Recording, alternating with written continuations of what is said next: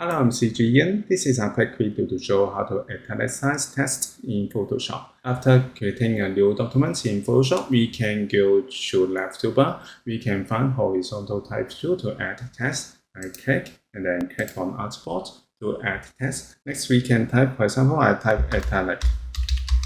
And then I want to enlarge it to make it obvious. So I use Move tool and click and drag the corner to make it obvious and press enter to apply it. I move it here.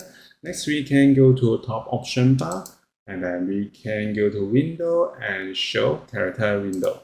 Now we can go to character window. We have three options to make text italic. The first option, if you have the font type, we can go to regular and then go to drop down menu. We can find italic here. Click to apply.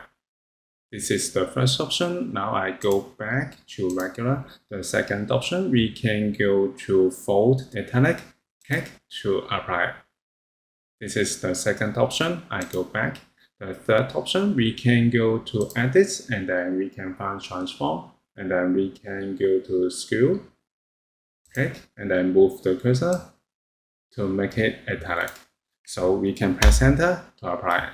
This is the free option to make text italic in Photoshop. Thank you for watching this video. Hope this helped. Please subscribe this channel. More video will be shared with you.